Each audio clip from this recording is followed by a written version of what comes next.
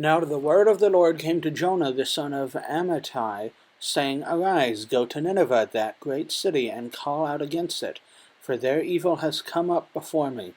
But Jonah rose to flee to Tarshish from the presence of the Lord.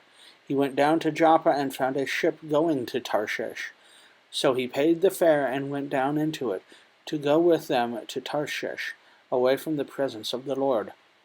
But the Lord hurled a great wind upon the sea, and there was a mighty tempest on the sea, so that the ship threatened to break up. Then the mariners were afraid, and each cried out to his God. And they hurled the cargo that was on the ship into the sea to lighten it up for them. But Jonah had gone down into the inner part of the ship, and had lain down, and was fast asleep. So the captain came to him, and said to him, What do you mean, you sleeper? Arise, call out to your God. Perhaps the God will give a thought to us, that we may not perish.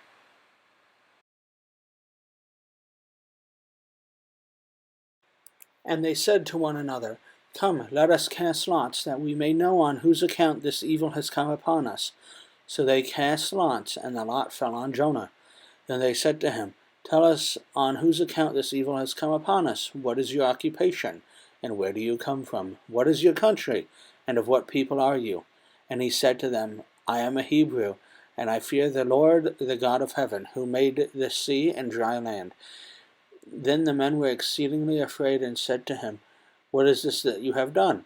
For the men knew that he was fleeing from the presence of the Lord, because he had told them. Then they said to him, What shall we do to you, that the sea may quiet down for us? For the sea grew more and more tempestuous. He said to them, Pick me up and hurl me into the sea. Then the sea will quiet down for you. For I know this is because of me that this great tempest has come upon you. Nevertheless the men rowed hard to get back to dry land, but they could not, for the sea grew more and more tempestuous against them. Therefore they called out to the Lord, O Lord, let us not perish for this man's life, and lay not on us innocent blood. For you, O Lord, have done as it pleased you. So they picked up Jonah and hurled him into the sea, and the sea ceased from its raging. Then the men feared the Lord exceedingly, and they offered a sacrifice to the Lord, and made vows.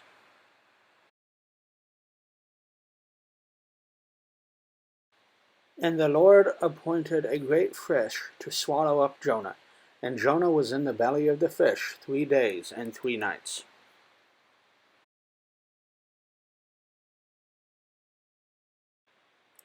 Then Jonah prayed to the Lord his God from the belly of the fish, saying, I called out to the Lord out of my distress, and he answered me. Out of the belly of Sheol I cried, and you heard my voice. For you cast me into the deep, into the heart of the seas, and the flood surrounded me. All your waves and your billows passed over me.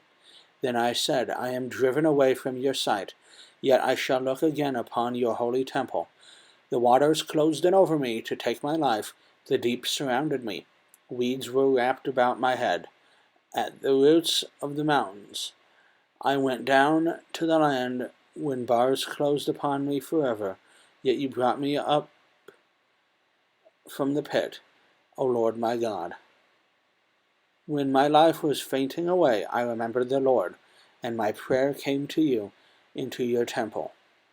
Those who pay regard to vain idols forsake the hope of steadfast love. But I, with the voice of thanksgiving, will sacrifice to you.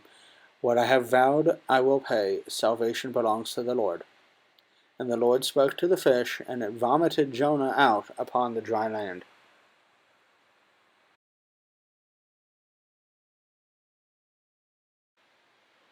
Then the word of the Lord came to Jonah the second time, saying, Arise, go to Nineveh, that great city, and call out against it the message that I tell you. So Jonah arose and went to Nineveh, according to the word of the Lord. Now Nineveh was an exceedingly great city, 3 days' journey in breadth. Jonah began to go into the city, going a day's journey. And he called out, Yet 40 days, and Nineveh shall be overthrown. And the people of Nineveh believed God. They called for a fast, and put on sackcloth from the greatest of them to the least of them.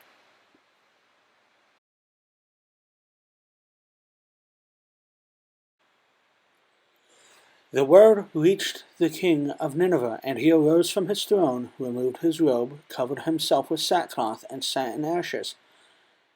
And he issued a proclamation and published through Nineveh, by the decree of the king and his nobles, let neither man nor beast, nor herd nor flock taste anything, let them not feed or drink water, but let man and beast be covered with sackcloth, and let them call out mightily to God.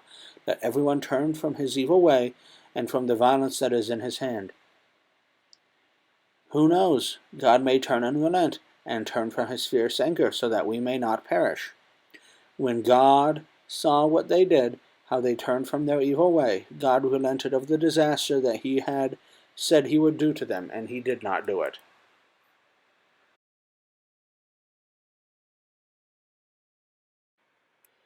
But it displeased Jonah exceedingly, and he was angry.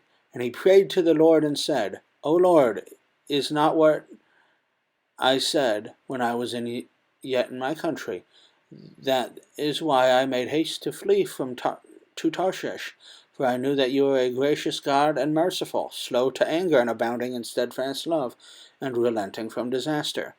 Therefore now, O Lord, please take my life from me, for it is better for me to die than to live. And the Lord said, Do you do well to be angry? Jonah went out of the city and sat to the east of the city, and made a booth for himself there. He sat under it in the shade, till he should see what would become of the city. Now the Lord appointed a plant, and made it come up over Jonah, that it might be a shade over his head, to save him from his discomfort. So Jonah was exceedingly glad because of the plant.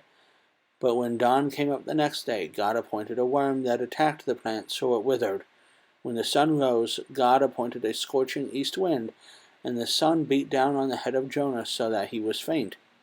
And he asked that he might die, and said, It is better for me to die than to live. But God said to Jonah, Do you do well to be angry for the plant? And he said, Yes, I do well to be angry, angry enough to die. And the Lord said, You pity the plant for which you did not labor, nor did you make it grow, which came into being in a night and perished in a night. And should I not pity Nineveh, that great city in which there are more than 120,000 persons, who do not know their right hand from their left, and also much cattle?